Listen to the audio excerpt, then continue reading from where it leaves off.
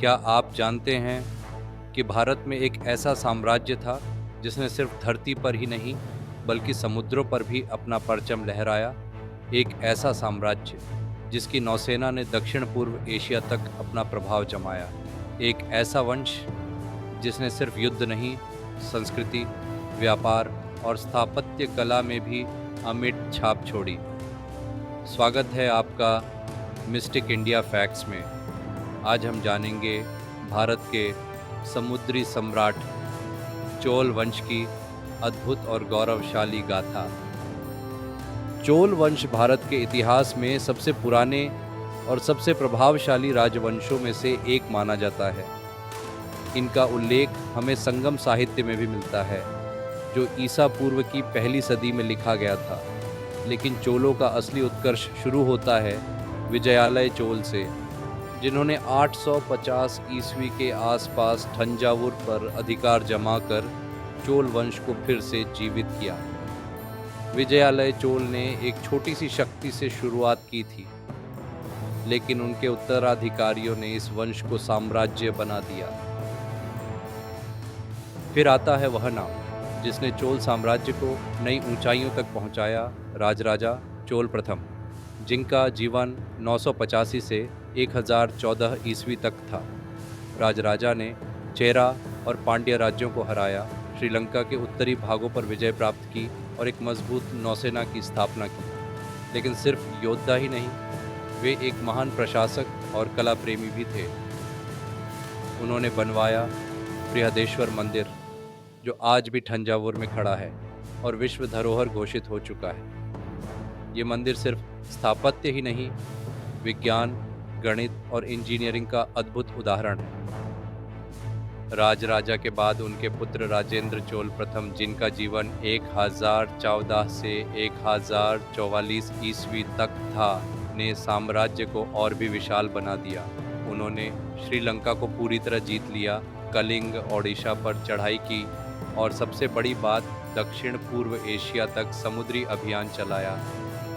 उनकी नौसेना ने मलक्का जलडमरू मध्य को पार किया। श्री विजय साम्राज्य, जो आज के इंडोनेशिया, मलेशिया और थाईलैंड में फैला था, पर विजय प्राप्त की।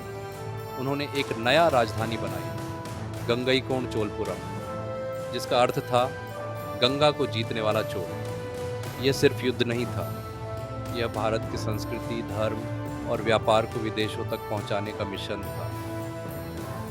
चोल वंश ने समुद्र को सिर्फ लड़ाई के लिए नहीं, बल्कि व्यापार और सांस्कृतिक आदान प्रदान के लिए भी उपयोग किया। उनके प्रमुख बंदरगाह नागपट्टिनम, पुहार, अरिखमेडु से मसाले, रेशम, कपड़ा और धातुएं चीन, अरब और दक्षिण पूर्व एशिया तक जाती थी। विदेशी व्यापारी तमिलनाडु आते और चोल संस्कृति से प्रभावित होकर अपने देशों में ले जाते। चोलों की नौसेना उस समय की सबसे संगठित और शक्तिशाली नौसेनाओं में से एक थी।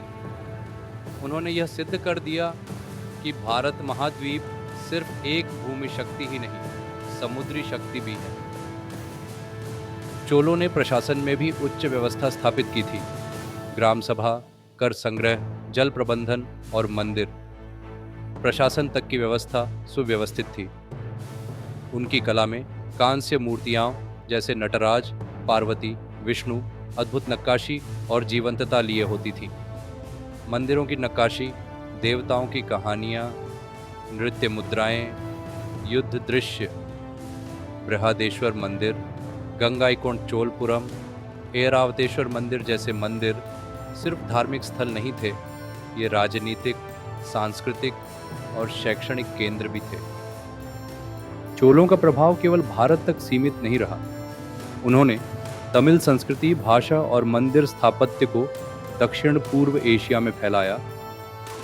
अंगकोर वाट, बोरोबुदुर और प्रम्बनन मंदिर जैसे संरचनाओं पर भी अप्रत्यक्ष प्रभाव डाला।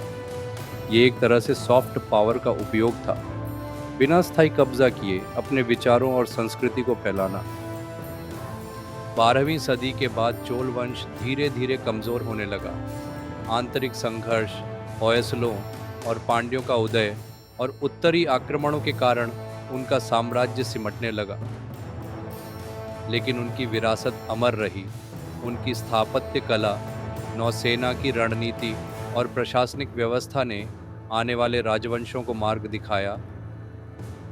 चोल वंश सिर्फ एक साम्राज्य नहीं था, वह एक संस्कार, एक दृष्टिकोण और एक दृढ़ संकल्प था। उन्होंने भारत को समुद्रों का सम्राट बनाया, एक ऐसा गौरव जो आज भी तमिलनाडु की हवाओं में गूंजता है। अगर आपको ये वीडियो पसंद आया हो तो लाइक करें और सब्सक्राइब करें हमारे चैनल मिस्टिक इंडिया फैक्ट्स को, जहां हम भारत के छुपे हुए इतिहास की अनोखी कहानियां लाते हैं।